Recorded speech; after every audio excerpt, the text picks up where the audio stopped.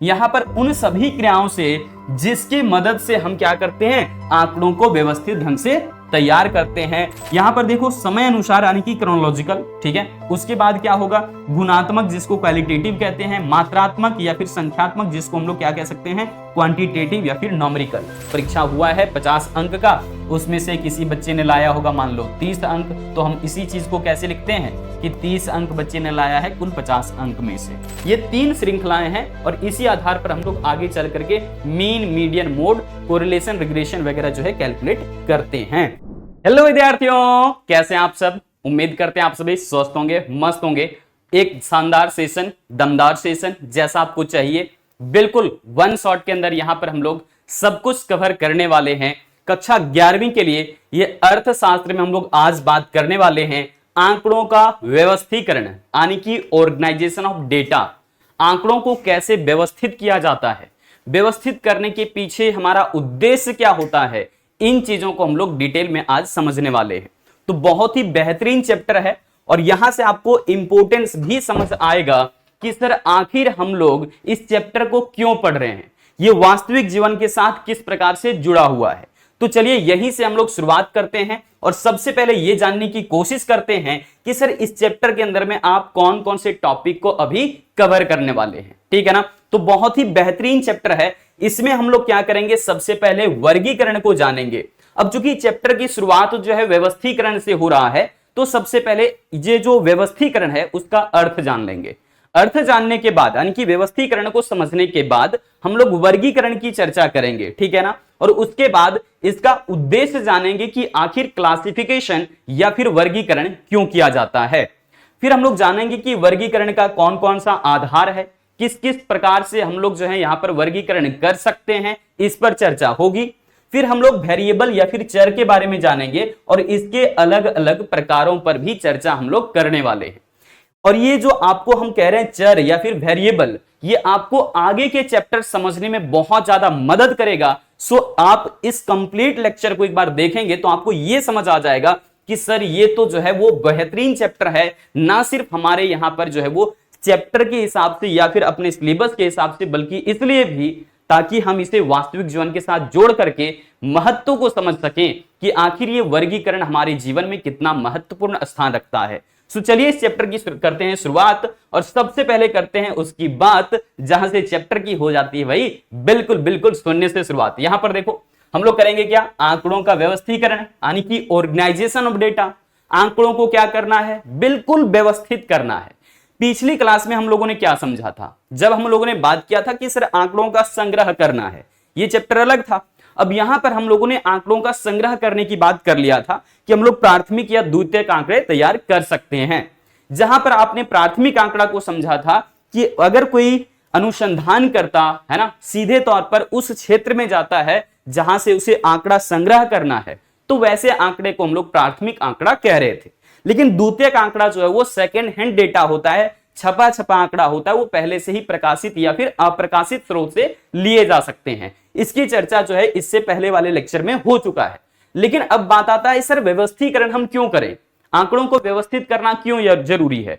क्या जब हम आंकड़े को संग्रह कर रहे थे तो ये व्यवस्थित नहीं था? बिल्कुल। यहां पर समझने वाली बात है कि जो हम लोग डेटा लेकर के बात कर रहे थे ना, या तो प्राथमिक आंकड़ा या फिर द्वितीयक आंकड़ा, ये पूर्ण रूप से कच्चे माल के तौर पर था, रॉ मटेरियल के तौर पर था। और इसी वजह से इन आंकड़ों को हम लोग कच्चा आंकड़ा या फिर कच्चे आंकड़े कह सकते हैं, रॉ डेटा कह सकते हैं।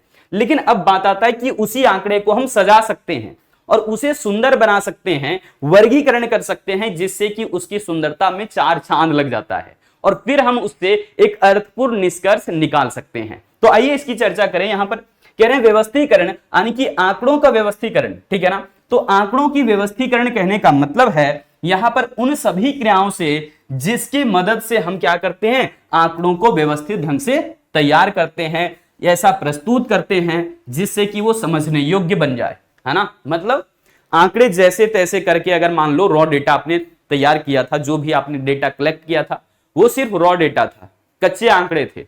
लेकिन अब उसे क्या करना है, व्यवस्थित करना है ना, ऐसा तैयार करना है ताकि हर एक व्यक्ति जो है आसानी से समझ सके। तो आंकड़ों को समझने योग्य बनाने की जो क्रिया होती है, उसी क्रिया को यहां पर हम क्या कह रहे हैं, व्यवस्थीकरण कह रहे हैं, या फिर आंकड़ों का व्यवस्थीकरण, या फिर ऑर्गेनाइजेशन ऑफ डेटा कह रहे हैं। ऑर्गेनाइजेशन ऑफ डेटा, डेटा को ऑर्गेनाइज करना है, ठीक है। यहां पर देखिए, दूसरे शब्दों में भी इसे हम कह सकते हैं कि कच्चे आंकड़े, कच्चे आंकड़े का मतलब यही है, जो आपने प्राथमिक या द्वितीयक आंकड़ा तैयार किया है, वो अब क्लासिफाई करिए, उसे सजाइए, अच्छे से सुंदर बनाइए, समझने योग्य बनाइए। ये यहां पर कहने का मतलब है कि कच्चे आंकड़े हैं, उसे समझने योग्य बना लेना है ना। तो समझने योग्य बनाने के लिए व्यवस्थित करने की जो प्रक्रिया होती है, उसी को हम लोग आंकड़ों का व्यवस्थीकरण या फिर ऑर्गेनाइजेशन ऑफ डेटा कहते हैं। ये दो अर्थों में आपको मैंने बता दिया। पहले मैंने क्या कहा कि आंकड़ों को व्यवस्थीकरण करने का मतलब है उन सभी क्रियाओं से जिसके द्वारा आंकड़ों का व्यवस्थित ढंग से प्रस्तुत करने या फिर समझने योग्य बनाया जाता है। दूसरा हमने क्या कहा कि कच्चे आंकड़े जो आपने प्राथमिक या द्वितीयक आंकड़े के तौर पर लिया था, अब उसे समझने योग्य बनाना है ताकि हर एक व्यक्ति आसानी से उसे समझ सके। और इसके लिए जरूरी होगा कि हम आंकड़ों को बिल्कुल व्यवस्थित ढंग से प्रस्तुत करें, ठीक है। चलो भाई, अब इसके बाद बात आती है कि सर हमने जो है वो कैसे जो है अपने डेली लाइफ में देखने को मिलेगा ये ऑर्गेनाइजेशन की बात, या फिर संग्रह अलग अलग तरीके से करने की बात। सुंदर ढंग से हम लोग कैसे चीजों को मैनेज कर सकते हैं, कैसे व्यवस्थित कर सकते हैं, बहुत इंपॉर्टेंट बात कहने जा रहे हैं। देखिए यहां पर आप वास्तविक जीवन के साथ जोड़ करके देखिए तो आपको जो है ना, इस प्रकार से दो डस्टबिन हमने ले लिया है उदाहरण के तौर पर। वैसे तो कई अलग अलग कलर के होते हैं ये, अब ठीक है। तो यहां पर देखेंगे कि हम लोग जो ये नीला बॉक्स प्रयोग करते हैं ना, नीला ये जो डस्टबिन है, सॉरी ग्रीन जो यहां पर कह लीजिए कि डस्टबिन है, इसमें हम लोग गीला कचरा रखते हैं। गीला कचरा कहने का मतलब साग सब्जियों के जो छिलके होते हैं वो हम रख सकते हैं। और यहां पर देखिए एक हम लोग सूखा कचरा, इसको हम लोग अलग रख सकते हैं। अब ये दोनों हमने अलग अलग क्यों कर दिया, वजह क्या है, इसके पीछे कारण क्या है, इसको समझिए। हम ना इस बात को जानते हैं अर्थशास्त्र के विद्यार्थी होने के नाते कि सर जो भी संसाधन हमारे क्षेत्र या हमारे देश में है, ये पूरे विश्व में है, वो सब कुछ सीमित मात्रा में है। जितना मानव को चाहिए उससे बहुत कम है। ऐसा क्यों कह रहे हैं, क्योंकि मानव की इच्छाएं, मानव की लालसाएं बहुत ज्यादा हैं। हर एक इच्छा, हर एक लालसा को हमें पूरा करना है। अब यहां पर उन लालसाओं को, उन इच्छाओं को पूरा करने के लिए हमारे पास संसाधन सीमित होते हैं। ये हम लोग अर्थशास्त्र विद्यार्थी होने के नाते जानते हैं। लेकिन अब बात आती है कि अगर संसाधन सीमित हैं तो उसे हम कैसे बेहतर ढंग से मैनेज कर सकते हैं, कैसे व्यवस्थित कर सकते हैं, यहां सवाल बनता है ना।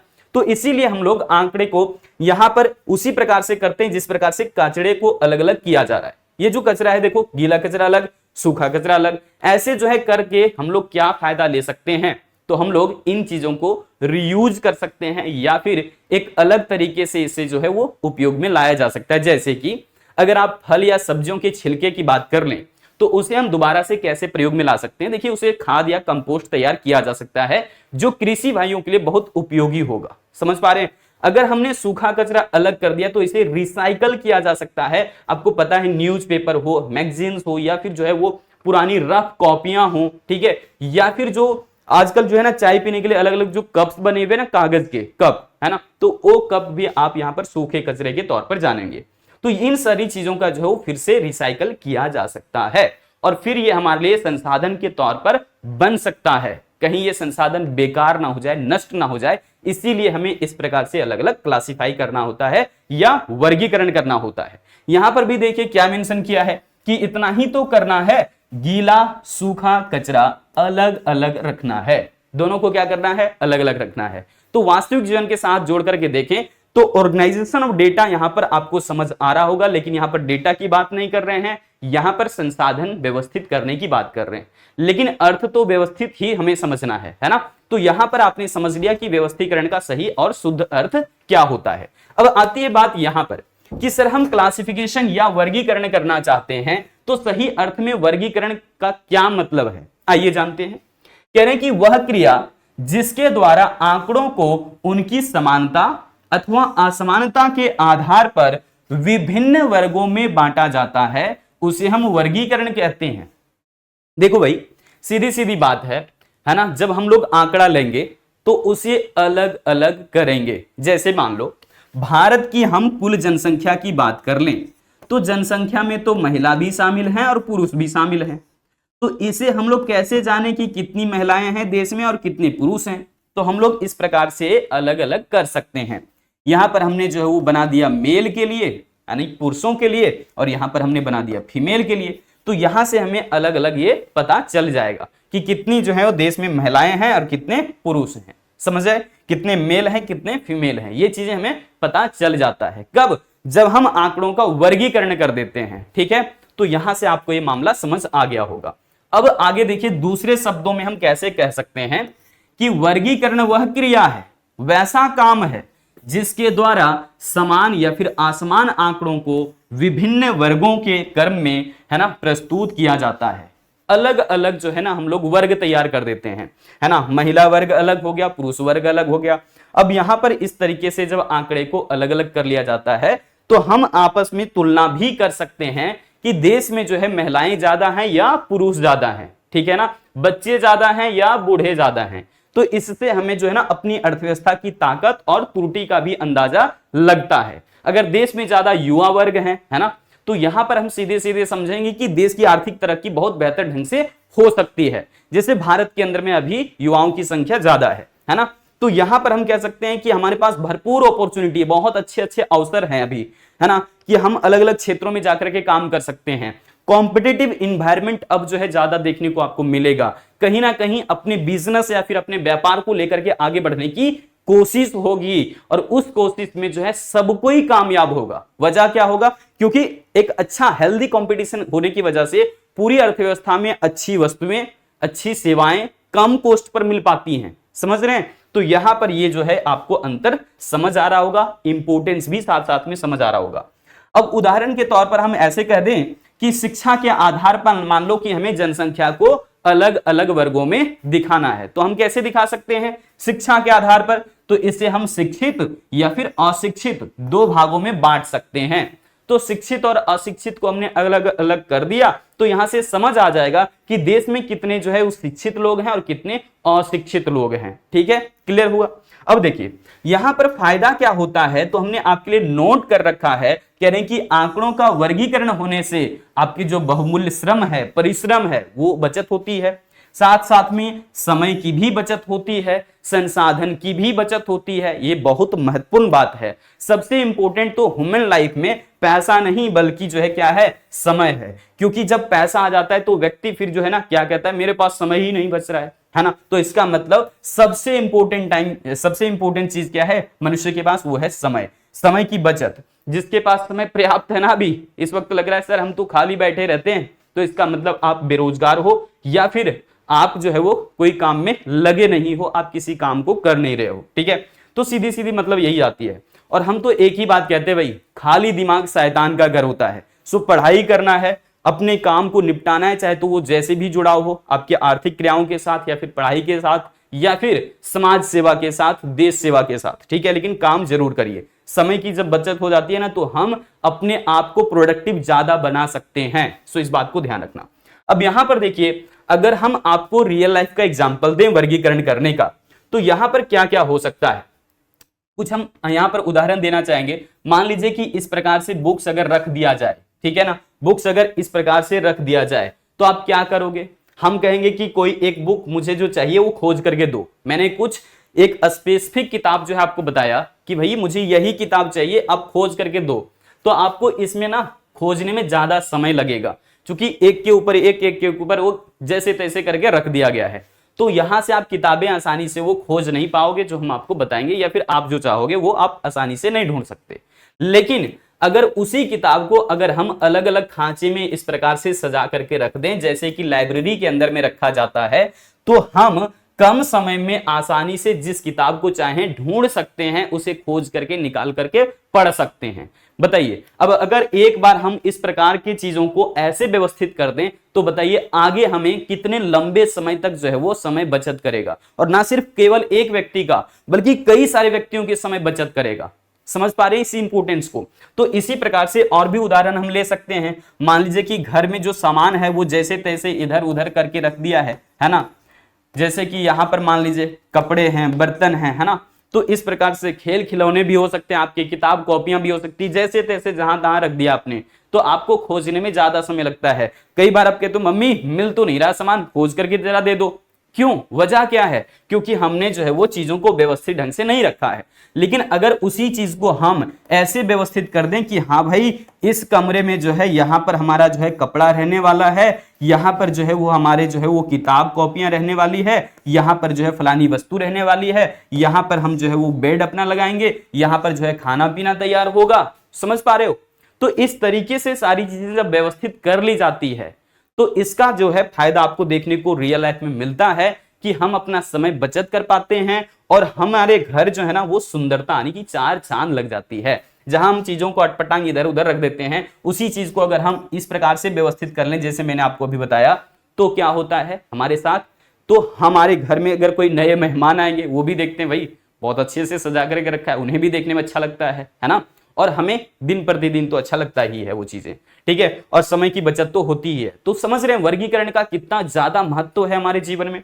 चलिए अब यहां से हम रिलेट करते हैं आपको सीधे तौर पर कि सर इसके पीछे क्या क्या उद्देश्य होता है हमारा, क्यों हम लोग जो है वो व्यवस्थित करते हैं। थोड़ा बहुत तो इंपोर्टेंट समझ आ गया है, अब इनकी खास विशेषताओं पर हम लोग चर्चा कर लें। तो सबसे पहले कह रहे हैं कि वर्गीकरण का उद्देश्य या फिर लक्षण क्या होता है। कह रहे हैं कि वर्गीकरण का मुख्य उद्देश्य होता है आंकड़ों को सरल बनाना, सिंपल बनाना, ठीक है, यानी कि साधारण बनाना ताकि हर एक व्यक्ति समझ सके, संक्षिप्त रूप में प्रस्तुत करना। बहुत इंपॉर्टेंट चीज है। देखो अगर आंकड़ा जो है ना बहुत भर भर के लिखा हुआ है तो यहां पर स्टैटिस्टिक्स के ऊपर अलग अलग चैप्टर सलाह की बने हुए हैं जो कि हम लोग आगे पढ़ेंगे, लेकिन यहां पर फिलहाल समझ लीजिए कह रहे हैं कि वर्गीकरण का मुख्य उद्देश्य होता है आंकड़ों को सरल बनाना, सिंपल बनाना, साधारण बनाना और संक्षिप्त करना, यानी कि ब्रीफ में लाना, ताकि जो पेचीदा पेचीदा बहुत सारे आंकड़े हैं उसे हम सुंदर बना सकें और वो हर एक व्यक्ति आसानी से समझ सके। यहां देखिएगा कह रहे हैं कि वर्गीकरण कर देने से पदों मतलब जो अंक या फिर जो समंक होंगे या फिर जो आंकड़ा होगा उसकी भिन्नता तो जरूर होगी, लेकिन भिन्नता के बावजूद भी उसमें एकता को यह स्पष्ट करता है। जैसे कि हमने यहां पर कह दिया जनसंख्या, क्या कहा, जनसंख्या है, और इसे हमने क्या किया है शिक्षित और अशिक्षित वर्ग में या फिर महिला और पुरुष वर्ग में इस प्रकार से हमने बांट दिया है, महिला और पुरुष वर्ग में हमने बांट दिया है मान लो फिलहाल के लिए। तो इसमें देख रहे हो भिन्नता तो है ना, ये दोनों आंकड़े अलग अलग होंगे, है ना, पुरुष की संख्या कितनी, महिलाओं की संख्या कितनी, लेकिन इनमें एक रूपता क्या है कि ये दोनों मिलाकर के जनसंख्या तैयार होगा। तो भिन्नता के बीच ये समानता को प्रस्तुत करता है। क्लियर हो गया एक बार में। देखो अब क्या कह रहे हैं, कह रहे हैं कि वर्गीकरण का उद्देश्य आंकड़ों के समरूपता को प्रकट करके उनकी उपयोगिता में वृद्धि करना है। और अगर हमने इस प्रकार से जो है क्लासिफाई कर लिया फिर वर्गीकरण कर लिया तो यहां पर क्या करें कि समरूपता को प्रकट करके, समरूपता तो बता रहा है कि भाई जनसंख्या है दोनों मिला करके, अब यहां पर आगे क्या कह रहे हैं कि उनकी उपयोगिता में वृद्धि करना है। अब जैसे कि हम लोग डेटा को इस प्रकार से क्लासिफाई कर लें या फिर वर्गीकरण कर लें तो ये हमें जो है ना अब तुलना करने योग्य हो जाता है, हमें जो है तुलना करने में मदद करता है। क्लियर हो गया। चलो अब यहां पर देखिएगा अगला पॉइंट क्या कह रहे हैं कि वर्गीकरण का उद्देश्य आंकड़ों को व्यवस्थित ढंग से वैज्ञानिक आधार प्रदान करता है। अब ये जो है ना साइंटिफिक मेथड, एक तरीके से साइंटिफिक मेथड में सीधी सीधी बात होती है, हम वो क्यों कर रहे हैं कारण होता है, हम वो क्यों करना चाहते हैं, उससे क्या हमारा जो है रिजल्ट सामने निकल करके आएगा, ये दो बातों पर ध्यान दिया जाता है। दो बातें कौन सी, एक तो कारण पता किया जाता है कि हम ऐसा कर रहे हैं तो क्यों कर रहे हैं, ठीक है ना, और दूसरी चीज कि अगर हमने इसे ऐसा किया है या फिर वर्गीकरण किया है तो इससे क्या हमारे पास जो है रिजल्ट निकल करके आएगा। तो वो तो मैंने आपको पीछे उदाहरण देकर के समझा दिया था यहां पर, ठीक है ना, कि हम लोग ऐसा क्यों कर रहे हैं, और अभी आपको साथ साथ में उद्देश्य भी क्लियर हो पा रहा है। तो साइंटिफिक आधार या फिर जो वैज्ञानिक आधार मिल जाता है आंकड़ों को तो हम अलग अलग तरीके से निष्कर्ष तक पहुंच सकते हैं, एक अर्थपूर्ण निष्कर्ष निकाला जा सकता है, जिससे कि हम लोग माध्य, माध्यका, बहुलक ये सब आगे चल करके प्रयोग करने वाले हैं। तो वही दरअसल साइंटिफिक मेथड्स हम लोग यूज करेंगे आगे, ठीक है ना। यहां पर देखिए ताकि हम आसानी से, ऐसा हम क्यों करते हैं वर्गीकरण, ताकि हम आसानी से सांख्यिकीय विश्लेषण कर सकें। और सांख्यिकीय विश्लेषण कैसे किया जाएगा, हमने कहा माध्य यानी कि जिसे आप समांतर माध्य कहते हैं, मध्य का, बहुलक, इन सब का प्रयोग हम लोग करके आसानी से जो है ना आंकड़ों का विश्लेषण कर सकते हैं, सांख्यिकीय विश्लेषण कर सकते हैं। तो यहां से आपको ये चीजें क्लियर हो गई हैं। अब हम लोग बात करें यहां पर अगर और भी दो उद्देश्यों की, तो कौन कौन से और उद्देश्य हैं देख लीजिए। कह रहे हैं कि उसका उद्देश्य, आंकड़ों का जो हम लोग वर्गीकरण कर रहे हैं उसका उद्देश्य क्या है, आंकड़ों को तुलना करने योग्य बनाना है, अनुमान करने योग्य बनाना है ना। जैसे हम लोग मान लो कि जनसंख्या को मैंने क्या कहा, जनसंख्या को अब हम मान लेते हैं कि शिक्षित और अशिक्षित वर्ग में बांट दिए। कैसे बांट दिए, शिक्षित और अशिक्षित वर्ग में। तो शिक्षित वर्ग में कुछ संख्या होगी, अशिक्षित लोग भी होंगे कुछ कुछ, ठीक है। तो ये दो वर्गों में ये हमने बांट दिया। अब यहां से क्या हो सकता है, तुलना हो सकता है कि देश में कितने लोग शिक्षित हैं, कितने अशिक्षित हैं, ऐसा हो गया तुलना, ठीक है ना। और ये अनुमान भी लग सकता है कि अब देखिए अशिक्षित वर्ग के लिए सरकार मान लो कोई योजना ला रही है, कोई कार्यक्रम ला रही है, और पिछले 4-5 सालों से चल भी रही थी कुछ ना कुछ उसके लिए कॉम्प्लीमेंट्री योजनाएं या फिर पूरक योजनाएं। तो अब देखने वाली बात हो सकती है कि आगे कितना सुधार हो सकता है, ये भी अनुमान लगा सकते हैं या नहीं, किसके मदद से, सांख्यिकी की मदद से। और कहां पर हम लोग जब इन चीजों का वर्गीकरण कर लें आसानी से, और इनके कुछ पुराने आंकड़े भी हों और कुछ नए आंकड़े भी हों, उस आधार पर हम लोग अगले वर्षों के लिए या फिर अगले 5-10 वर्षों के लिए, 20 वर्षों के लिए, 50 वर्षों के लिए अनुमान लगा सकते हैं। तो ये जरूरी है कि हम आंकड़ों का वर्गीकरण करें, जिससे कि तुलना करने योग्य आंकड़ा ये बन जाता है और आसानी से हम यहां पर अगले कुछ वर्षों के लिए अनुमान कर सकते हैं। आगे देखिए, कह रहे हैं कि वर्गीकरण की सहायता से आंकड़े जो है ना आकर्षक बन जाते हैं, सुंदर बन जाते हैं। देखिए जरा हम पीछे का उदाहरण दें आपको फिर से। कह रहे हैं कि जब किताबें इस प्रकार से जैसे तैसे करके रखी हुई हैं, ठीक है, तो अगर हमने इस प्रकार से व्यवस्थित कर दिया तो यहां पर दूसरा क्या फायदा होता है, एक और बताते हैं। स्पेस देख रहे हो, स्पेस आपको जो है एकदम मिल जाता है बढ़िया तरीके से, इधर उधर फैला हुआ नहीं रहता घर में, ठीक है। और यहां पर अगर इन चीजों को ऐसे व्यवस्थित किया जा रहा है तो एक तो स्थान हो सकता है कम में आपका सारा का सारा फिट हो जाए, पहली चीज। दूसरा, समय की बचत होगी, आपको खोजने में कोई भी किताब दिक्कत नहीं होगा। जनरली आपने देखा होगा लाइब्रेरी में क्या होता है कि जो बुक्स के नाम होते हैं वो सामने दिख रहा होता है, आप आसानी से उस बुक्स को निकाल सकते हो, पढ़ सकते हो, ठीक है। कई बार ऐसा होता है कि अगर इकोनॉमिक्स की किताब है, जनरली ऐसा ही होता है कि यहाँ पर इकोनॉमिक्स की किताब है तो पूरे इस खांचे में सिर्फ इकोनॉमिक्स की किताबें मिलेगी। अगर ये पूरा का पूरा लाइब्रेरी इकोनॉमिक्स का ही है तो उसमें से माइक्रो इकोनॉमिक्स अलग, स्टैटिस्टिक्स का अलग, इसी प्रकार से भारतीय अर्थव्यवस्था का अलग रखा गया है। इस प्रकार से भी व्यवस्थित किए जाते हैं, व्यष्टि समष्टि सब अलग अलग कर दिया गया है ना। कृषि अर्थशास्त्र हो, औद्योगिक अर्थशास्त्र हो, चाहे तो आपका जो है वो कोई भी इन्वायरमेंटल इकोनॉमिक्स हो, कोई भी चीजें, सब पार्ट बाय पार्ट अलग चीजें अलग अलग रखी जाती है। तो यहां से आपको ये चीजें हमने रिलेट करके भी बता दिया। अब जो है बात आती है कि सर हम वर्गीकरण के लिए कौन कौन से आधार ले सकते हैं। तो यहां पर देखिए क्लासिफिकेशन के लिए कौन कौन सा बेसिस होगा, किन किन आधारों पर हम आंकड़ों का जो है वर्गीकरण कर सकते हैं। तो यहां पर देख लो एक बार लिस्ट वाइज हम कर दे रहे हैं। सबसे पहले है भौगोलिक यानी कि ज्योग्राफिकल बेस लेंगे, हम लोग क्षेत्र वाइज कह सकते हैं यानी कि क्षेत्र के आधार पर है, या फिर कह लीजिए इसको स्थानिक आधार पर है। तो ये भौगोलिक आधार हम लोग ले सकते हैं। यहां पर देखो समय अनुसार यानी कि क्रोनोलॉजिकल, ठीक है। उसके बाद क्या होगा, गुणात्मक जिसको क्वालिटेटिव कहते हैं, मात्रात्मक या फिर संख्यात्मक जिसको हम लोग क्या कह सकते हैं, क्वांटिटेटिव या फिर नॉमरिकल। तो इन आधारों को लेकर के हम लोग अभी वर्गीकरण करने वाले हैं। तो ये सब आधार लिए जा सकते हैं आंकड़ों के वर्गीकरण के लिए। जैसे मान लो अगर हम यहां पर कह दें गुणात्मक के लिए, तो गुणात्मक का क्या हो जाएगा, यहां पर देखो एक हमारा प्रकार हुआ साधारण और दूसरा बहुगुणी। बहुगुणी कहने का मतलब बहु का गुण नहीं, यहां पर क्या होगा, बहुगुणी का मतलब एक से ज्यादा गुणों को एक साथ में प्रकट किया जा रहा है। बहुगुणी का मतलब बहु का गुण नहीं है, यहां पर कई सारे गुण एक साथ में दिखाए जाएंगे, जैसे कि हम आपको चर्चा करने वाले हैं आगे चल करके। और साधारण वर्गीकरण जो होता है यहां पर केवल 2 या 2 से कम, है ना, गुणों को प्रकट किया जाता है, तो ये साधारण वर्गीकरण कहलाता है। और 2 से जब ज्यादा गुणों को हम लोग एक साथ में प्रकट करते हैं तो वो बहुगुणी वर्गीकरण कहलाता है। भारत की जो जनसंख्या है वो बहुगुणी आधार पर ही जो है वर्गीकृत किए जाते हैं। जैसे आप उदाहरण के तौर पर ये मान लीजिए कि हमारे देश की जो जनसंख्या है, सबसे पहले यहां पर क्या किया जाएगा, उसे महिला और पुरुष वर्ग में मान लीजिए कि बांट दिया गया, ठीक है ना। देश की जनसंख्या को क्या किया गया, मान लीजिए यहां पर महिला और पुरुष के तौर पर बांट दिया गया। सबसे पहले क्या किया है, महिला और पुरुष के तौर पर इसे अलग अलग कर दिया। अब कह रहे हैं कि महिलाओं में शिक्षित कितने हैं, ठीक है, यहां पर देख लो शिक्षित कितने हैं, ठीक है, और इसमें अशिक्षित कितने हैं। इस तरह से देख रहे हो, एक से ज्यादा गुण को यहां पर दिखाया जा रहा है, इसमें भी वैसा ही शिक्षित और अशिक्षित कर दिया जाता है। तो यहां पर इस तरह से जो वर्गीकरण हो रहा है, एक साथ में कई गुणों को प्रकट किया जा रहा है। इसमें से भी कर सकते हैं कि कितने ऐसे शिक्षित महिलाएं हैं जो कि कुशल हैं या फिर अकुशल हैं, तो यहां से भी वर्गीकरण हो गया। कितने अशिक्षित महिलाएं जो हैं कुशल हैं, अकुशल हैं, अलग अलग वर्गीकरण कर सकते हैं। तो जब एक साथ में कई सारे गुणों को स्पष्ट किया जाता है तो ये जो है क्या कहलाएगा, बहुगुणी वर्गीकरण कहलाता है, ठीक है ना। और केवल मान लो कि हमने यहां तक ही रख दिया, केवल हमने यहां पर तक ही रख दिया, तो ये क्या कहलाएगा, सिर्फ दो गुण को यहां पर स्पष्ट कर रहा है कि कुछ महिला है कुछ पुरुष हैं, तो यहां पर ये हो जाएगा साधारण वर्गीकरण। जब इसी में हम लोग और भी कैटेगराइज कर रहे हैं तो क्या हो जाएगा, बहुगुणी वर्गीकरण। चलो भाई आगे बढ़ते हैं। सबसे पहले आप समझ लेते हैं भौगोलिक वर्गीकरण, जिसे हम यहां पर ज्योग्राफिकल क्लासिफिकेशन कह रहे हैं। उदाहरण से ज्यादा आपको समझ में आएगा तो ये मान लो कि भारत के अंदर में है ना, हर एक राज्य में जनसंख्या अलग अलग होगा, है ना। तो कहीं किसी राज्य में हो सकता है जनसंख्या बहुत ज्यादा है, किसी में हो सकता है बहुत कम है। तो यहां पर हम लोग जो है ले सकते हैं उस तरह के आंकड़ों को।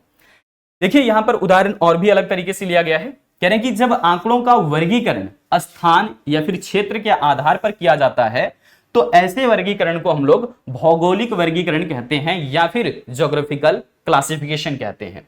कह रहे हैं कि इसे हम क्षेत्रीय वर्गीकरण या फिर स्थानीय वर्गीकरण भी कह सकते हैं, इस बात को ध्यान रखिएगा। ये इंपॉर्टेंट है। क्यों इंपॉर्टेंट है, क्योंकि मैंने कहा भारत की जनसंख्या मान लीजिए अगर राज्य के हिसाब से किया जा रहा है कि किस राज्य की जनसंख्या कितनी है, इसे पता चलेगा, तुलना कर सकते हैं। तो यहां पर जो है आप समझ लीजिए कि अगर जनसंख्या को क्षेत्र के आधार पर वर्गीकृत किया जाए, जैसे कि झारखंड में कितनी जनसंख्या है, बिहार में कितनी है, उत्तर प्रदेश में कितनी है, राजस्थान में कितनी है, तो इस तरीके से हर एक राज्य का अलग अलग क्या किया जाएगा, वर्गीकरण किया जाएगा जनसंख्या को लेकर के। अब यहां पर देखिए कह रहे हैं कि 2024 में कुछ ऐसे आंकड़े दिए गए हैं, ये सिर्फ एक उदाहरण है, यहां पर इसको एक्चुअल डेटा मत समझना। यहां पर चूंकि हम लोग स्टैटिस्टिक्स पढ़ रहे हैं ना कि भारतीय अर्थव्यवस्था, सो इस बात को ध्यान रखना। कह रहे हैं कि 2024 में है ना, एक उदाहरण के तौर पर इसे लिया गया है। 2024 में भारत में अलग अलग स्थानों पर साइकिल बनाने वाली कारखानों की संख्या अलग अलग स्थानों पर, यानी कि देखो यहां पर उत्तर प्रदेश में मान लीजिए कि 30 कारखाने हैं साइकिल बनाने वाले, मध्य प्रदेश में 20 हैं, पंजाब में इसी प्रकार से 25 हैं, इसी प्रकार से अन्य राज्यों का आप कारखानों की संख्या अगर लें तो ये क्या हो जाएगा, ये हो जाएगा भौगोलिक वर्गीकरण या फिर ज्योग्राफिकल क्या क्लासिफिकेशन। अब बात आती है सर दूसरे का, कालानुक्रमिक या फिर जिसको आप कह सकते हैं क्रोनोलॉजिकल क्लासिफिकेशन। ये बहुत इंपॉर्टेंट होता है, इसी आधार पर आगे हम लोग चर्चा करने वाले हैं टाइम सीरीज यानी कि समय श्रेणी का लेकर के, ठीक है ना, समय श्रेणी लेकर के हम लोग चर्चा आगे करने वाले हैं आगे, यानी कि बहुत आगे लेक्चर है आपका। अब कह रहे हैं कि कालानुक्रमिक मतलब समय के अनुसार जब किसी आंकड़े को वर्गीकृत किया जाएगा, देख लो जब आंकड़ों का वर्गीकरण समय के आधार पर किया जाता है तो ऐसे जो है वर्गीकरण को हम लोग समयानुसार वर्गीकरण कहते हैं, क्रोनोलॉजिकल क्लासिफिकेशन कहते हैं। इसे हम लोग कालानुक्रमिक वर्गीकरण कह सकते हैं, क्रोनोलॉजिकल क्लासिफिकेशन कह सकते हैं, इस बात को ध्यान रखिए।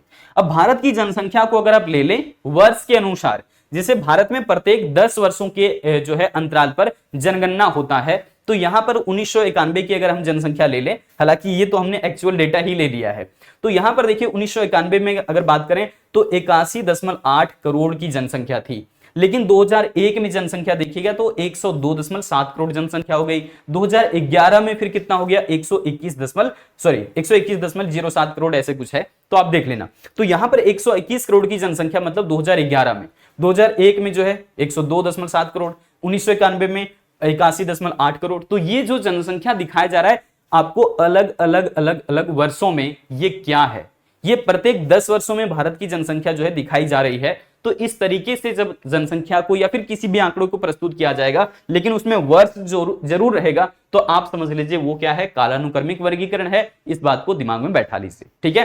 तो यहां पर आंकड़ा जरूर है, ये मुख्य आंकड़ा यही है, लेकिन इसको वर्ष के अनुसार प्रस्तुत किया जा रहा है, वर्ष के आधार पर इसको लिया जा रहा है। समझ आया।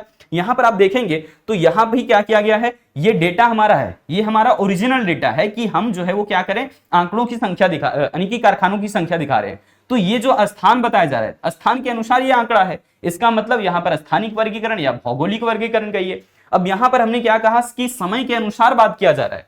अब हो सकता है प्रतिदिन, प्रति सप्ताह, प्रत्येक 5 वर्षों के अंतराल में, प्रत्येक 10 वर्षों के अंतराल में, किसी भी प्रकार से लिया जाए, लेकिन समय अगर हो और समय के साथ आंकड़ा हो तो ये हो जाएगा कालानुक्रमिक वर्गीकरण। क्लियर।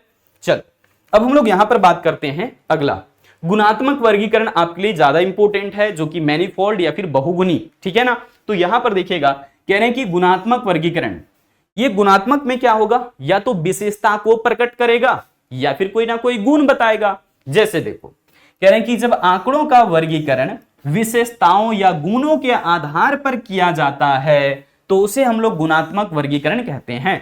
गुण प्रस्तुत किया जा रहा है या फिर कुछ ना कुछ यहां पर विशेषताएं बताई जा रही है।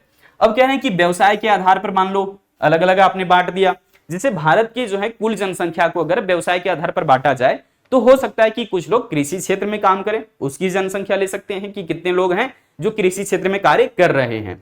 कुछ हो सकते हैं द्वितीय क्षेत्र या फिर औद्योगिक क्षेत्र में, और कुछ होते हैं सेवा क्षेत्र या फिर तृतीय क्षेत्र में। तो यहां पर व्यवसाय के आधार पर हमने बांट दिया, ठीक है ना। फिर हम लिंग के आधार पर बांट सकते हैं, जेंडर के आधार पर अलग अलग कर सकते हैं, जैसे कि हम लोग जनसंख्या को महिला और पुरुष वर्ग में बांट सकते हैं। फिर इसी प्रकार से धर्म के आधार पर हिंदू, मुस्लिम, सिख, ईसाई, इस प्रकार से जो है जो हम लोग कैटेगराइज करके कर सकते हैं। इससे पता चल जाता है कि किस समुदाय के लोग जो है भारत में ज्यादा रह रहे हैं। आगे देखिए, वैवाहिक स्थिति यानी कि जो है वो यहां पर बताया जा रहा है कि कोई भी व्यक्ति विवाहित है या अविवाहित है, तो इस स्थिति में भी जो है वो भारत की जनसंख्या को लिया जाता है। यहां से जो है इस टोटल चीजों का आप देखेंगे तो यहां पर जो है ना अलग अलग गुण जो है बताए जा रहे हैं। तो अगर सिर्फ यहां पर ले लिया गया व्यवसाय, और व्यवसाय में बताया जा रहा है कि ठीक है भाई, हमने कुछ ले लिया कृषि क्षेत्र, कुछ ले लिया औद्योगिक क्षेत्र और कुछ ले रहे हैं सेवा क्षेत्र, ठीक है। तो यहां पर ये जो है साधारण वर्गीकरण हो सकता है। लेकिन उसी को और ज्यादा अगर आप कैटेगराइज कर दें कि नहीं व्यवसाय तो है कृषि में, लेकिन कृषि क्षेत्र में भी क्या कर रहा है वो, तो मछली पालन कर रहा है, समझ पा रहे हैं, ये मछली पालन कर रहा है, तो यहां पर फिर वो एक से ज्यादा गुण या फिर दो से ज्यादा गुण को प्रकट कर रहा है, तो वो फिर हम लोग कहां ले लेंगे, बहुगुण में ले लेंगे, ठीक है। रिलेट करेंगे आगे चल करके आपको। अब यहां पर देखिएगा आगे क्या कह रहे हैं कि ये साधारण वर्गीकरण के तौर पर बांटा जा सकता है। गुणात्मक वर्गीकरण का ये पहला प्रकार है। गुणात्मक वर्गीकरण का ये पहला प्रकार क्या कह रहा है कि इसमें आंकड़ों को किसी विशेष गुण के होने या ना होने के आधार पर बांटा जा रहा है, ठीक है। गुण उसमें हो भी सकता है, नहीं भी हो सकता है। क्या है गुण, देखो, है ना, क्या वो पुरुष है, बोल नहीं, क्या है, महिला है, क्या वो महिला है, नहीं, वो क्या है, पुरुष है। तो इस प्रकार से या तो उसमें गुण है या फिर नहीं है। तो यहां पर इस तरीके से बांटा गया, ठीक है, यानी कि जनसंख्या को महिला और पुरुष में बांट दिया गया, तो साधारण वर्गीकरण कहलाएगा। अगर हम जनसंख्या को ऐसे बांट दें, स्वस्थ और अस्वस्थ, कि कितने लोग ऐसे हैं जो हेल्दी हैं, ठीक है, जिनका स्वास्थ्य बढ़िया है, और कितने ऐसे लोग हैं जिनका स्वास्थ्य बढ़िया नहीं है, तो यहां पर जनसंख्या को स्वास्थ्य की स्थिति पर बांटा जा रहा है। फिर हम लोग शिक्षा के आधार पर इस प्रकार से बांट सकते हैं जनसंख्या को शिक्षित और अशिक्षित वर्ग में। तो ये सारा जो आपका वर्गीकरण हो रहा है ये साधारण वर्गीकरण कहलाएगा या फिर सिंपल क्लासिफिकेशन कहलाएगा, सिंपल क्लासिफिकेशन कहलाएगा। चलो भाई, अब हम लोग मैनीफोल्ड पर बात करते हैं, जिसको हम लोग हिंदी में कहते हैं बहुगुणी वर्गीकरण। ये बहुगुणी का मतलब है, बहु मतलब बहुत ज्यादा, गुण मतलब गुणी मतलब गुणों को प्रकट कर रहा है। तो जब एक साथ में बहुत सारे गुणों को यह स्पष्ट करता है, उनके आंकड़ों को लेकर के बात करता है, तो यहां पर यह कहलाएगा बहुगुणी वर्गीकरण। कह रहे हैं कि इस प्रकार के वर्गीकरण में एक से अधिक विशेषताओं या फिर गुणों के आधार पर वर्गीकरण किया जाता है। इसके परिणाम स्वरूप दो से अधिक वर्ग बनते हैं। क्या कह रहा है, दो से ज्यादा वर्ग बनते हैं। उदाहरण आपको दे रहे हैं एक बार फिर से, हम यहां पर ले लिए हमने जनसंख्या, और जनसंख्या को हमने पहले क्या कर दिया, देखो जनसंख्या को हमने कर दिया पहले महिला वर्ग कितने हैं, यानी कि महिलाएं कितनी हैं देश में, और फिर पुरुष कितने हैं। अब यहां पर अगला ले रहे हैं, इसलिए हमने कलर भी चेंज कर दिया है, ठीक है। अब देखिए, अब क्या कह रहे हैं कि कितनी ऐसी महिलाएं हैं जो मान लीजिए कि शिक्षित हैं, क्या हैं, शिक्षित हैं, और कितनी ऐसी महिलाएं हैं जो कि क्या हैं, अशिक्षित हैं, अशिक्षित। ये समझ में आ गया होगा आपको। अब देखिए, पुरुषों में भी इसी प्रकार से हम लोग कर सकते हैं वर्गीकरण। यहां पर भी आप ले सकते हैं कि कितने ऐसे पुरुष हैं जो कि शिक्षित हैं, और कितने ऐसे पुरुष हैं जो कि अशिक्षित भी हैं। अब देखिए, यहां पर हम लोग और भी इसको आगे ले जा सकते हैं, जैसे कि मान लो अब हम कह रहे हैं कि कितनी शिक्षित महिलाएं हैं, है ना, शिक्षित भी हैं, महिला भी है, लेकिन वो क्या है भाई, तो वो यहां पर अनस्किल है, या फिर कह लीजिए कि उनमें कुशलता नहीं है, वो अकुशल है, ये कह लो अकुशलता है उनमें। तो अकुशल महिलाएं कितनी है, ठीक है, मतलब कि शिक्षित हैं जरूर लेकिन अकुशल हैं, उनको कोई भी काम अच्छे ढंग से नहीं आ रहा है, उन्होंने किसी तरह का विशेष प्रशिक्षण नहीं लिया है, ठीक है ना। यहां पर देखिए, पढ़े लिखे तो हैं लेकिन साथ साथ में उनमें कुशलता भी है, यानी कि पढ़ाई भी किया है उन्होंने स्कूली स्तर पर, और उन्होंने जो है वो ट्रेनिंग भी किया है, किसी एक काम को लेकर के प्रशिक्षण भी किया है। तो यहाँ पर शिक्षित भी हैं, कुशल भी हैं। भारत में जो है ज्यादातर स्थिति देखने को मिलता है कि शिक्षित है लेकिन वो अकुशल है, ये स्थिति भारत के अंदर ज्यादा है। जिस दिन हम लोग ना पढ़ाई लिखाई के साथ साथ में प्रशिक्षण भी लेंगे, हकीकत जीवन के साथ चीजों को जोड़ना सीख जाएंगे, उन कामों को जो है बहुत कुशलता के साथ करने लगेंगे, देश का आर्थिक तरक्की ऑटोमेटिक होना शुरू हो जाएगा अपने आप। तो यहाँ पर शिक्षित जरूर है लेकिन अकुशल लोगों की संख्या भारत में इस वक्त ज्यादा दिख रही है। जिस वक्त हम लोग शिक्षित को कुशल भी बना सकेंगे, अकुशलता से कुशलता में ला सकेंगे उसे, तब उस वक्त जो है वो भारत की स्थिति सबसे अच्छी स्थिति होगी। हकीकत में देखें तो यहाँ पर भी वही स्थिति देखने को मिलता है कि कुछ पुरुष जो है वो शिक्षित हैं लेकिन यहाँ पर वो क्या है, अकुशल हैं या फिर अनस्किल है, उनके पास कोई स्किल है ही नहीं, इनके पास क्या है, अकुशलता है, अकुशल है, ठीक है। और कुछ क्या है, कुछ लोग जो है वो कुशल हैं, अपने काम में माहिर हैं, एक्सपर्ट हैं, ठीक है। तो इस तरीके की स्थिति।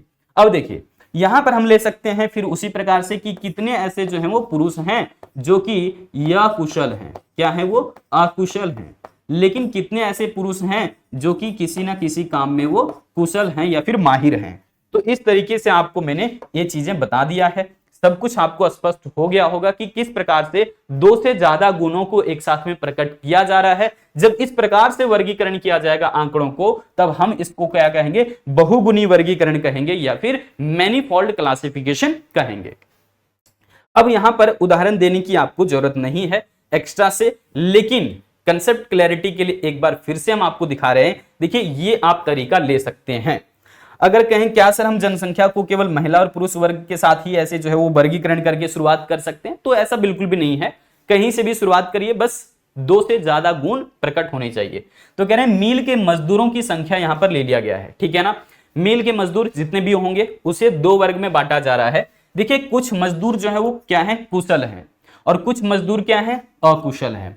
अब जो कुछ कुशल मजदूर हैं वो हो सकते हैं कि पढ़े लिखे भी हैं, यानी कि प्रशिक्षण भी लिया है उन्होंने, काम को बहुत अच्छे से भी जानते हैं और पढ़ाई लिखाई भी बहुत बढ़िया से किया उन्होंने, तो वो कहां जाएंगे, कुशल मजदूर भी हैं और शिक्षित भी हैं, ठीक है।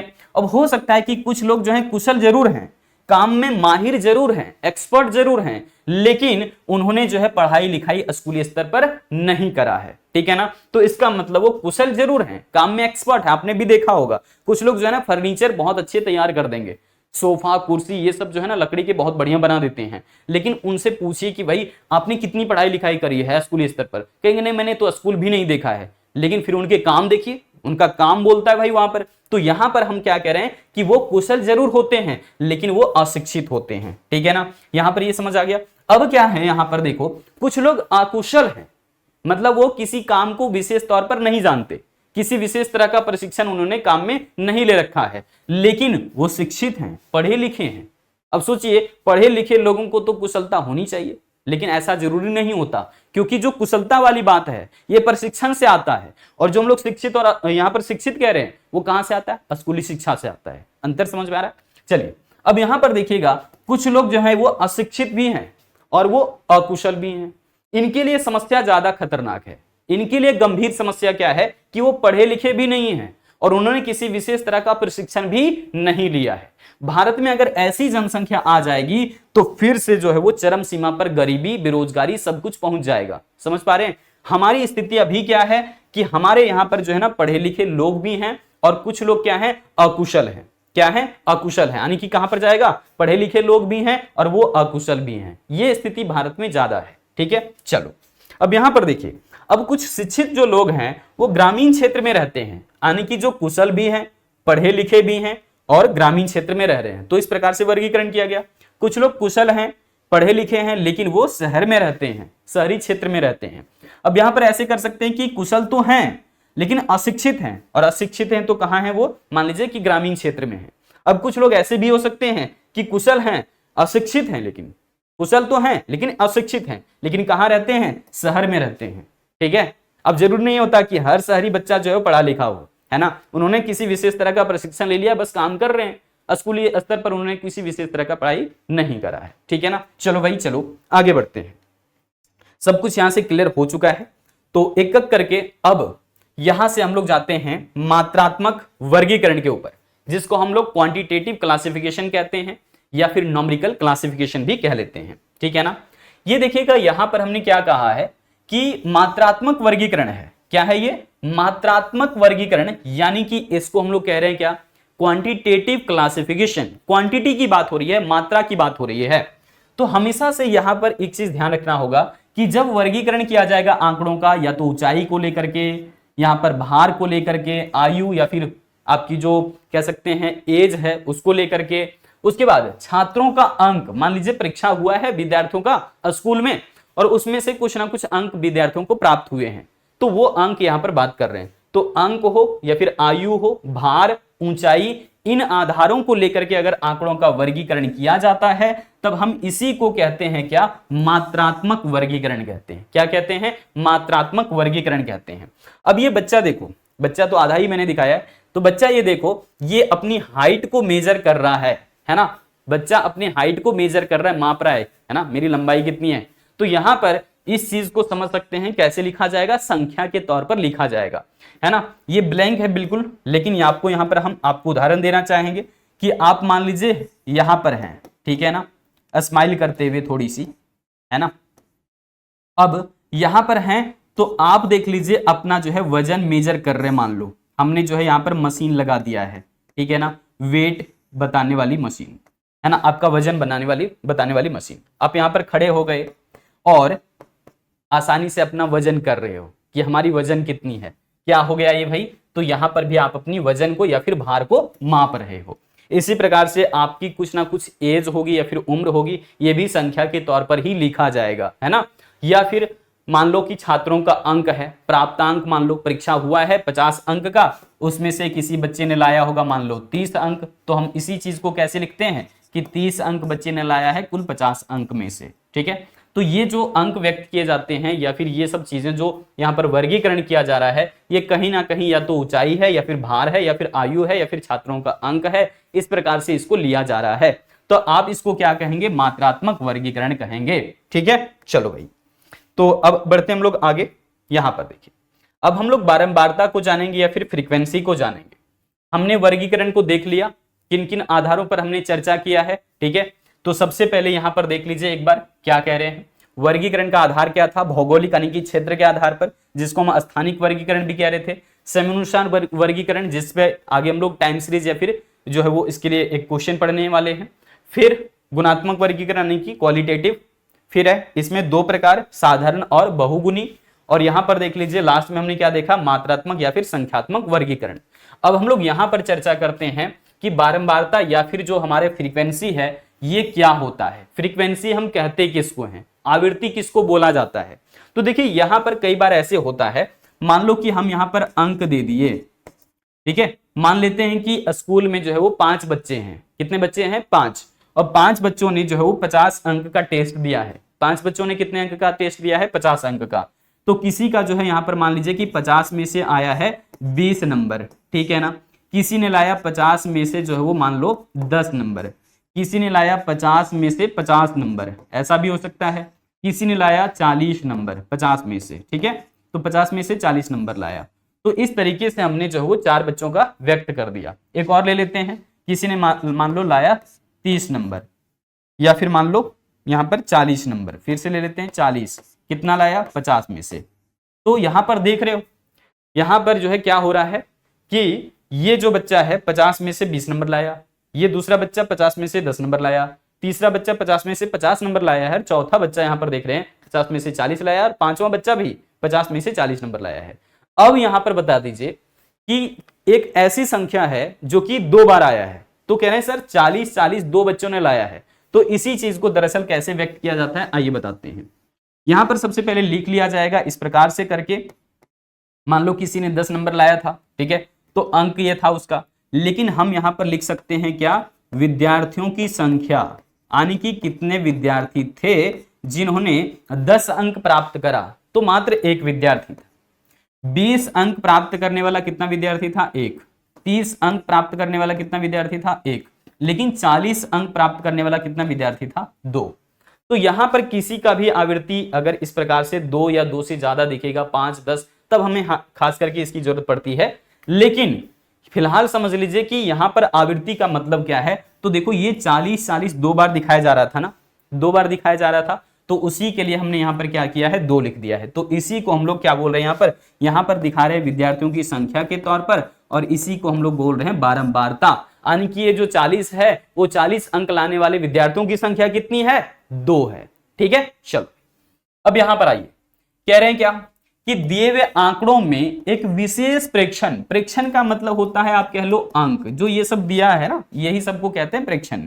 तो ये जितनी बार आता है उसे उसकी बारंबारता कहते हैं। ये जितनी बार आता है, ये 40 कितनी बार आया था, 2 बार आया था, तो 2 यही क्या कहला रहा है, इसकी बारंबारता। तो वही कह रहे हैं कि एक विशेष प्रेक्षण, एक खास प्रेक्षण जितनी बार आता है उसको उसकी बारंबारता कहते हैं। अगर मान लो इसी तरीके से और भी आप यहां पर करना चाहो कि नहीं सर 20 नंबर लाने वाले बच्चों की संख्या 10 थी, 10 बच्चे ऐसे थे जिन्होंने जो है 20 अंक हासिल करा, 5 बच्चे ऐसे थे जिन्होंने 30 अंक हासिल करा, तो ऐसे भी ले सकते हैं। तो अब यहां पर देखिए 20 की आवृत्ति कितनी है, 10, और 30 की आवृत्ति कितनी है, 5। तो यही जो आवृत्ति है, यहां पर हम जो आवृत्ति कह रहे हैं, इसी को यहां पर बोला जा रहा है बारंबारता। आप इसको कह सकते हैं क्या, आवृत्ति, या फिर अंग्रेजी में कह सकते हैं फ्रीक्वेंसी, और शॉर्ट में कैसे लिखा जाता है, स्मॉल एफ से लिखा जाता है। क्लियर हो गया। आगे देखो, कह रहे हैं कि जब आंकड़े बड़े होते हैं, बहुत विशाल, पूरे में पूरे भर दिया गया है आंकड़ा ही आंकड़ा, 10 20 30 10 20 30 50 60 10 20 ऐसे करके डाल दिया गया पूरे के पूरे बोर्ड में, मान लो आपकी पूरी कॉपी में ही भर दिया जाए इस प्रकार से आंकड़े, तब उस समय हमें बारंबारता की आवश्यकता पड़ती है। क्योंकि हम हर एक संख्या को अगर अलग अलग लिखना शुरू कर देंगे तो हमारा जो है ना पेज ज्यादा खपत होगा, समय ज्यादा लगेगा समझने में भी उसे। तो इसलिए उन आंकड़ों को सही तरीके से, व्यवस्थित तरीके से प्रस्तुत करने के लिए ही आवृत्ति का भी जो है वो यहाँ पर योगदान रहता है, या फिर बारंबारता का विशेष योगदान रहता है। क्लियर।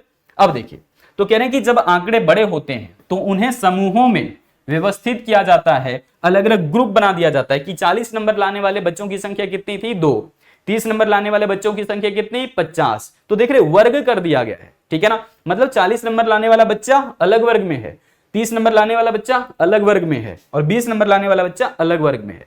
अगर यहां से मान लो कि हम इन 5 बच्चों को पढ़ा रहे हैं और हमें अब जांचने की आवश्यकता है कि किस बच्चे ने कितना ज्यादा स्कोर करा है, कितना कम करा है, कर सकते हैं आसानी से तुलना, हो सकता है, बिल्कुल हो सकता है। यहां से हम जानना चाहें कि किस बच्चे को स्पेशल जो है क्लास देने की जरूरत है, एक्स्ट्रा क्लास देने की जरूरत है, तो जो बच्चे ने सबसे कम स्कोर करा होगा। तो यहां पर देख रहे हो इस बच्चे ने, यानी कि जो एक विद्यार्थी है उसने 10 अंक लाया है ना, ओवरऑल तो सबका लगभग ठीक ही है, लेकिन ये बच्चा बहुत कमजोर लग रहा है, यानी कि मात्र 10 अंक लाया है।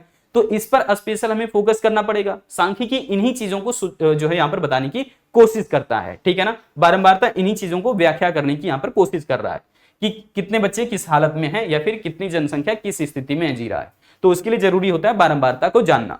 अब यहां पर देख लीजिए, कह रहे हैं कि जब आंकड़े बड़े होते हैं तो उन्हें समूहों में व्यवस्थित किया जाता है तथा प्रत्येक समूह एक वर्ग अंतराल तैयार करता है, या फिर कह लीजिए वर्ग बनाता है।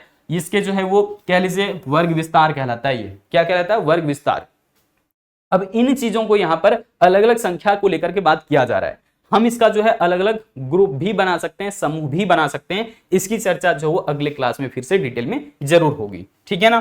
तो यहां पर जो है वो अलग अलग चैप्टर चूंकि बने हुए हैं, तो डिटेल में अब जितना जाना होता है हम डेप्थ में जा रहे हैं। कह रहे हैं कि किसी भी वर्ग का, है ना, किसी वर्ग का ऊपर का मान उस वर्ग का क्या होता है, वो वर्ग अंतराल कहलाएगा। देखो सीधी सी बात बताते हैं, मान लो कि हमने यहां पर लिख दिया वर्ग, ठीक है ना, कि मान लीजिए 0 से लेकर के 20 अंक लाने वाले बच्चों की संख्या कितनी थी।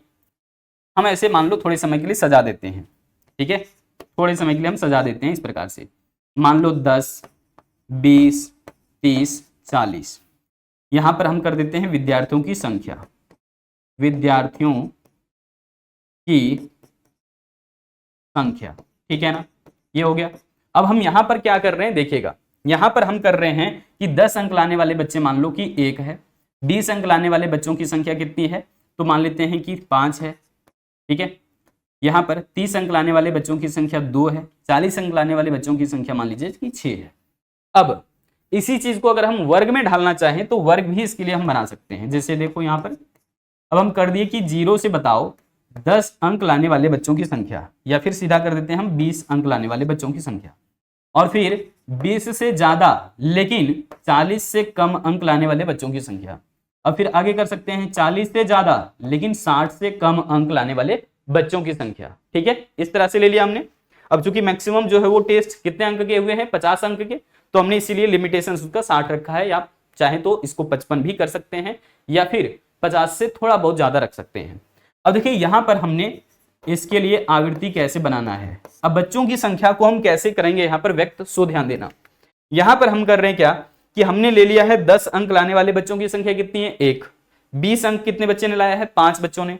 अब इन चीजों को हम इस वर्ग में ढालने की कोशिश करें तो कैसे ढाल सकते हैं। सबसे पहले समझिए, 0 से ज्यादा यानी कि 0 से ज्यादा अंक तो प्राप्त किया हो लेकिन 20 से कम, 20 नहीं 20 से कम होना चाहिए। तो यहां पर देख रहे हो 20 लाना है, 5 बच्चों ने, इसको लेंगे क्या, नहीं लेंगे। तो यहां पर केवल जो है वो 0 से 20 तक में केवल एक ही बच्चा शामिल होगा। ठीक है, ये वर्ग तैयार करके हमने कर दिया। अब 20 से ज्यादा अंक लाए बच्चा लेकिन 40 से कम, तो देखो 20 से ज्यादा तो है ये 20 है, 20 अंक लाने वाले बच्चों की संख्या 5 है, लेकिन 40 से कम, तो 40 से कम 30 अंक है, तो ये 20 और 30 दोनों वाला शामिल हो जाएगा वर्ग। तो यहां पर देख लीजिए आवृत्ति कितनी बन जाएगी, दोनों को जोड़ दें 7 बन जाएगा। कैसे हमने किया समझ आया, 20 से ज्यादा अंक लाया हो लेकिन 40 से कम, तो ये 20 है, और 20 से ज्यादा अंक ये है 30, तो ये दोनों चीजें शामिल होगी, 20 भी 30 भी। ठीक है ना, यहां पर ये चीजें समझ आ गया।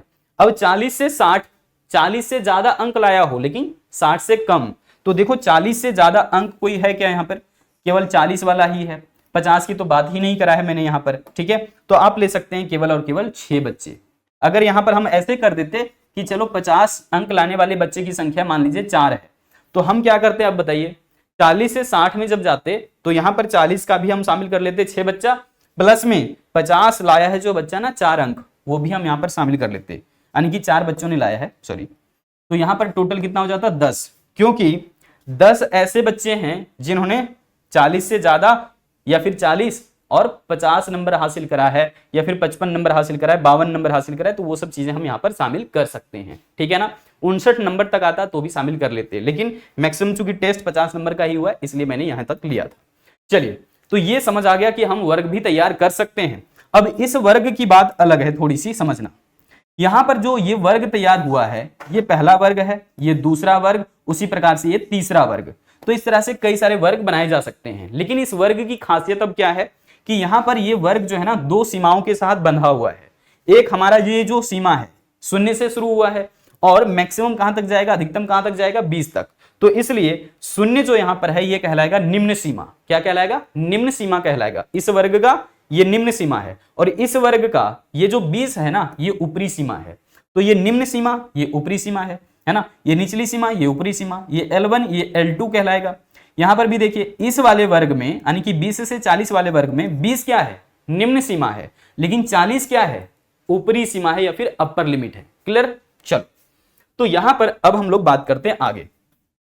आपको सीमाएं तो समझ आ गया है, तो कह रहे हैं क्या कि किसी वर्ग का ऊपर का मान रुकना, क्या कह रहे हैं, किसी वर्ग का ऊपर का मान है ना उस वर्ग अंतराल की ऊपरी सीमा कहलाता है ना। ऊपर का मान यानी कि ऊपर का मान ये क्या कहलाता है, उस वर्ग अंतराल का ऊपरी सीमा कहलाता है, ये अपर लिमिट है, यही पहचानना था आपको। तथा उस वर्ग के नीचे का मान, इस वर्ग का नीचे का मान कौन सा है, 0, तो वो क्या कहलाएगा, निम्न वर्ग सीमा यानी कि लोअर क्लास लिमिट कहलाता है। तो ये लाइन चाहे जैसे भी हो, लेकिन ये निम्न सीमा है, ये उच्च सीमा है। अब देखिए कह रहे हैं कि किसी भी है ना वर्ग की ऊपरी सीमा और निम्न सीमा का अंतर उस वर्ग की माप या फिर चौड़ाई कहलाता है। अब ये जो दोनों अंतर है, 0 से शुरू हुआ 20 तक गया, तो ये दोनों के बीच का जो अंतर है यही कहलाता है वर्ग की चौड़ाई या फिर वर्ग की माप। वर्ग की माप कहिए या फिर वर्ग की चौड़ाई। आगे देखिए यहां पर दोनों के बीच का जो अंतराल है ना, उसमें हम लोग क्या निकाल सकते हैं, तो मध्य बिंदु निकाल सकते हैं। तो उच्च वर्ग सीमा तथा निम्न वर्ग सीमा का औसत क्या कहलाएगा, मध्य बिंदु या फिर वर्ग चिन्ह कहलाता है। क्या कहलाता है, मध्य बिंदु कहलाता है। अब मध्य बिंदु ज्ञात करने का सूत्र क्या होता है, तो मध्य बिंदु को लिखते हैं हम लोग स्मॉल m से, और स्मॉल m इक्वल टू क्या हो जाएगा, L1 प्लस L2 बाई 2। या फिर लिख सकते हैं L2 प्लस L1/2, ठीक है ना। यानी कि दोनों सीमाओं को जोड़ना है, 2 से भाग देना है, सीधे सीधे बात यही समझो। निम्न सीमा उच्च सीमा दोनों को जोड़ दीजिए, 2 से भाग दे दीजिए। चलो भाई, अब हम लोग यहां पर आते हैं चर के ऊपर कि सर वेरिएबल क्या होता है स्टैटिस्टिक्स में। सांख्यिकी के अंदर में जो वेरिएबल है ना वो अलग है, और जो गणित में वेरिएबल है वो अलग है। यहां पर जब हम वेरिएबल कहेंगे तो ये संख्या के रूप में व्यक्त किया जाएगा, ठीक है। और गणित में हम लोग जब बात करते हैं तो वहां पर x y z के तौर पर ABCD के रूप में दिखाते हैं, एल्जेब्रिक फॉर्म में, वहां पर ऐसे होता है, ठीक है ना, अल्फाबेट में। कह रहे हैं क्या आगे देखो, कह रहे हैं कि किसी तथ्य की वह विशेषता या प्रक्रिया जिसे संख्याओं के रूप में मापा जा सकता है उसे हम चर कहते हैं। जिसे संख्या के रूप में व्यक्त किया जा सकता है वो हमारा यहाँ पर क्या होगा, चर होगा। लेकिन यहां पर साथ साथ में वो विशेषता को भी प्रकट करेगा, ध्यान रखना। कह रहे कि चर का मतलब उस मात्रा से है, चर का मतलब उस मात्रा से है जिसमें परिवर्तन होते रहते हैं। असल में देखा जाए तो वेरिएबल का मतलब है कि चेंजेस होते रहेगा कुछ ना कुछ, ठीक है, जिन्हें हम इकाई द्वारा जो है वो माप सकते हैं, जहां किसी ना किसी इकाई के द्वारा उसको व्यक्त किया जा सकता है। जिसे किसी भी बच्चे का वजन ले लीजिए, किसी भी बच्चे का वजन ले लो, तो वजन को हम लोग कैसे बता सकते हैं कि भाई इस बच्चे का वजन इतना केजी है, तो हम लोग केजी में बता दिए। तो यहां पर जो है ना इस चर को किसी ना किसी इकाई से मापा जा सकता है। दूध को जैसे लीटर में मापते हैं, कपड़े को मीटर में मापते हैं, तो यहां पर ये सब भी क्या हो जाएगा, तो चर कहला गया, फिर वेरिएबल कहलाएगा। और हम चर को किस में माप सकते हैं, किसी ना किसी इकाई में माप सकते हैं। क्लियर है। चलिए अब इस पर जो है ना एक नया क्वेश्चन आपके लिए क्या बनेगा कि सर ये जो चर है ये कितने तरह का होता है, कितने प्रकार का होता है। वेरिएबल कितने तरह के होंगे, यहां पर 2, डिपेंडेंट और इंडिपेंडेंट मत कर देना, ये सांख्यिकी है। सो यहां पर देखो एक हमारा कहलाएगा खंडित चर, यानी कि डिस्क्रीट वेरिएबल, यानी कि वे चर जिसे पूरा का पूरा है ना, पूरा का पूरा मूल्य, या फिर कह लीजिए कि दशमलव में जिसको व्यक्त नहीं किया जा रहा है, तो वे चर जिनका मूल्य पूर्णांकों के रूप में जो है वो बढ़ जाते हैं या फिर व्यक्त किए जाते हैं, उसे हम लोग जो है खंडित चर कहेंगे, जिसको सीधे तौर पर पूर्णांक में व्यक्त किया जाएगा। अब मान लीजिए कि हम कह रहे हैं कि एक कक्षा 12वीं में, मान लो 12वीं कक्षा में बच्चों की संख्या जो है वो कहेंगे कि 50.5 बच्चे हैं। मानोगे? नहीं मानोगे, कभी नहीं। क्योंकि सर 50 बच्चे तो हो सकते हैं, 51 बच्चे हो सकते हैं, लेकिन 50.5 बच्चे कैसे हो सकते हैं, है ना। तो यहां पर आप जो है क्या कह रहे हो, इसे पूर्णांक में कह रहे हो कि सिर्फ और सिर्फ 50 हो सकता है, 50.5 नहीं हो सकता, 49.5 नहीं हो सकता, लेकिन यहां पर पूर्णांक में व्यक्त किया जा रहा है केवल और केवल 50 तो हो सकता है। बच्चों की संख्या हमने कह दिया कक्षा 11वीं में, 11वीं कक्षा में बच्चों की संख्या 200 है। तो यहां पर हम ऐसे नहीं कह सकते कि जो है वो हमने जो है 200 भी व्यक्त किया है और साथ में यहां पर बता रहे 1.2 नहीं, या फिर ऐसे मत कह देना कि ये सीधे तौर पर कि सर 20.5 बच्चे हैं, बता सकते हैं? नहीं बता सकते। तो इस चीजों को ध्यान रखना है कि हमेशा से पूर्णांक में ही इसको व्यक्त किया जाएगा, ठीक है। अब आगे देखिए, कह रहे कक्षा यहां पर 11वीं का जो है वो ले लिया गया है डेटा कि विद्यार्थियों की संख्या 1, 2, 3, 5, 10, 20, 100, 200 इस प्रकार से जब व्यक्त किया जाएगा तो क्या है, ये पूर्णांक में व्यक्त किए जा रहे हैं, और यही हमारा क्या कहलाएगा यहां पर खंडित चर या फिर डिस्क्रीट वेरिएबल। अब यहां पर बात आती है अखंडित का या फिर कह लीजिए सतत चर का, कॉन्टिन्यूअस वेरिएबल। जब हम लोग आंकड़ों को या समंकों को कैसे व्यक्त कर सकते हैं, दशमलव में, है ना। तो कह रहे हैं कि वे चर जो निरंतर या फिर लगातार बढ़ते रहते हैं या फिर उनमें हम देख सकते हैं भिन्नात्मकता होती है, तो उसे अखंडित चर या फिर सतत चर कहा जा सकता है। इसे हम लोग फ्रैक्शन में दिखा सकते हैं, दशमलव में व्यक्त कर सकते हैं। कह रहे हैं विद्यार्थियों की ऊंचाई हम जनरली जो है कैसे बताते हैं कि ये बच्चा इतना फीट इतने इंच का है, जैसे कि 5 feet 1 inch, 5 feet 2 inch, 5 feet 3 inch, इसी प्रकार से आगे भी आप 5 फीट 4 इंच, 5 फीट 5 इंच करके ले सकते हैं। तो ये पॉइंट में ही व्यक्त किए जा रहे हैं असल में देखें तो यहां पर ये क्या होगा, कॉन्टिन्यूअस वेरिएबल होगा, सतत चर कहलाएगा, ठीक है ना। चलो अब आगे बढ़ते हैं हम लोग। यहां पर देखिए श्रृंखलाएं क्या होती है, ये चर के आधार पर ही आपको समझना है। तो जैसे आपने चर जाना खंडित और अखंडित, वैसे ही यहां पर श्रृंखला जो है देखेंगे हम लोग वो 3 तरह का होगा, व्यक्तिगत श्रृंखला, फिर हम लोग देखेंगे खंडित, और उसके बाद सतत श्रृंखला, ठीक है ना। तो श्रृंखलाएं जो है ना अंग्रेजी में सीरीज कहलाएगा ये। तो श्रृंखलाओं का मतलब सीधा सीधा है कि उन सभी आंकड़ों से जिन्हें किसी क्रम, जिसे किसी क्रम या फिर विशेषता के तौर पर जो है प्रस्तुत किया जा रहा है। अब यहां पर मदों को जो है ना अलग अलग वर्गों में एक विशेष क्रम के अनुसार इसे व्यवस्थित किया जाता है, तो ऐसे को ही हम लोग क्या कहेंगे, श्रृंखला कहेंगे या फिर सीरीज कहेंगे, ठीक है ना। अलग अलग विशेषताओं के आधार पर बांटा जाएगा। अब यहां पर देख लीजिए कौन कौन से प्रकार हैं। श्रृंखलाओं के प्रकार कौन से होंगे, सबसे पहले व्यक्तिगत श्रेणी, जिसमें किसी तरह का यहां पर आवृत्ति नहीं होगा, बारंबारता नहीं होगा। तो व्यक्तिगत श्रृंखला हम लोग किसको कहेंगे, इस पर चर्चा होगी अभी। उसके बाद ये पहला प्रकार है। अब देखिए दूसरा जो यहां पर प्रकार है वो है आवृत्ति श्रृंखला। अब इसमें दो कैटेगरी है, दो समूह है अलग अलग बना हुआ। पहला क्या है आपका, यहां पर कहेंगे विविक्त श्रृंखला या फिर इसको आप खंडित श्रृंखला कह सकते हैं। और यहां पर एक दूसरा देख लीजिए जिसको हम कह रहे हैं सतत श्रृंखला। तो व्यक्तिगत, खंडित, सतत, ये तीन श्रृंखलाएं हैं और इसी आधार पर हम लोग आगे चल करके mean, median, mode, correlation, regression वगैरह जो है कैलकुलेट करते हैं। चलिए, तो अब यहां पर आता है बात कि हम कैसे जो है वो व्यक्तिगत श्रृंखला या फिर खंडित श्रृंखला को दिखा सकते हैं। तो देखिए यहां पर व्यक्तिगत श्रृंखला क्या होता है या फिर इंडिविजुअल सीरीज क्या होता है। कह रहे हैं कि व्यक्तिगत श्रृंखला वह श्रृंखला है जिसमें कि प्रत्येक इकाई को अलग अलग जो है माप दिखाया जा रहा है, अलग अलग दिखाया जा रहा है, सभी मापों को अलग अलग व्यक्त किए जा रहे हैं। उदाहरण के लिए जैसे देख लीजिए कक्षा 11वीं के 30 विद्यार्थियों द्वारा सांख्यिकी में प्राप्त अंकों को अलग अलग दिखाया जाएगा, ठीक है ना, अलग अलग रूपों में उसे व्यक्त किया जाएगा। तो यहां पर ये क्या कहलाएगा, व्यक्तिगत श्रृंखला या फिर इंडिविजुअल सीरीज कहलाएगा। जैसे मान लो कि हम यहां पर कह दिए बच्चों ने जो अंक प्राप्त करा है वो मान लो 10 अंक, 20, 30, 40, 50 इस प्रकार से कह दिए। तो हम यहां पर क्या व्यक्त कर रहे हैं, जो बच्चों ने अंक प्राप्त करा है उसको। क्या हम सभी बच्चों को जो है एक साथ में लिए, यहां पर नहीं लिए। क्या हमने यहां पर किसी के लिए आवृत्ति तैयार करा, नहीं करा। तो ये कहलाएगा आपका व्यक्तिगत श्रृंखला।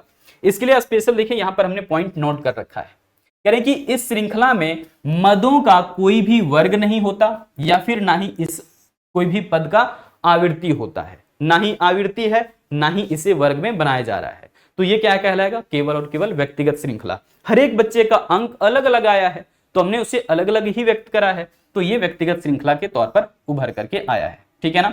अब इसको हम लोग दो तरीके से व्यक्त कर सकते हैं, या तो क्रमानुसार यानी कि सीरियल नंबर के अकॉर्डिंग। जैसे मान लो कि यहां पर हमने कह दिया क्रम संख्या, ठीक है ना, क्रम संख्या हमने ले लिया कि रोल नंबर 1, 2, 3, 4, 5 बच्चे हैं और रोल नंबर उसका इस प्रकार से है 1, 2, 3, 4, 5। अब यहां पर उसने जो अंक प्राप्त करा है वो हम ले लेते हैं। हो सकता है कि रोल नंबर 1 जिस बच्चे का है उसने जो है वो 50 में से 20 अंक हासिल किया है तो 20 लिख दिए। यहां पर दूसरा एक बच्चा है जिसने मान लो 30 अंक हासिल किया है, किसी ने 50, किसी ने 60, है ना, इस प्रकार से मान लो आगे ले लेते हैं। जो भी आपको डेटा लेने का है ले लीजिए। अब यहां पर क्या कह रहे हैं हम कि यहां पर संख्याओं को हमने अलग अलग व्यक्त किया।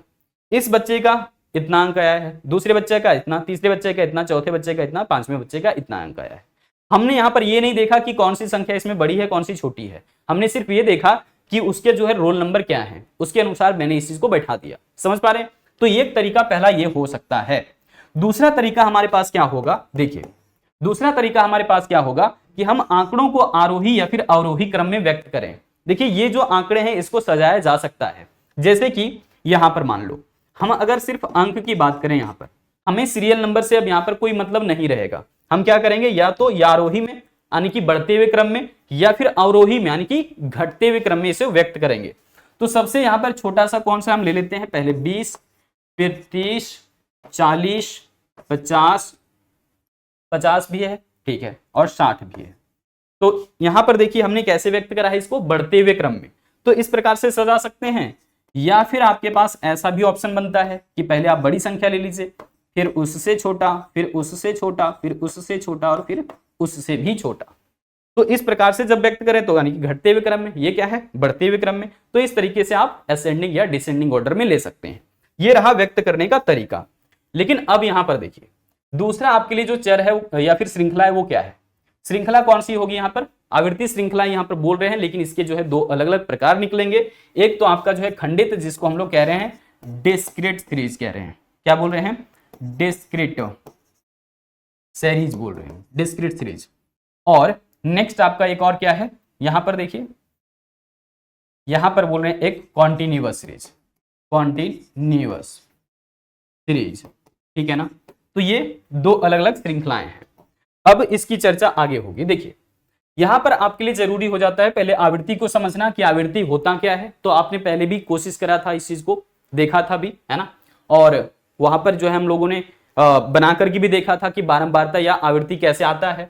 अब यहां कह रहे हैं कि आवृत्ति या फिर फ्रीक्वेंसी को तो किसी भी सांख्यिकी समूह में एक मद, एक क्या मद या फिर आइटम जितनी बार आती है उसे उस मद की आवृत्ति कहेंगे।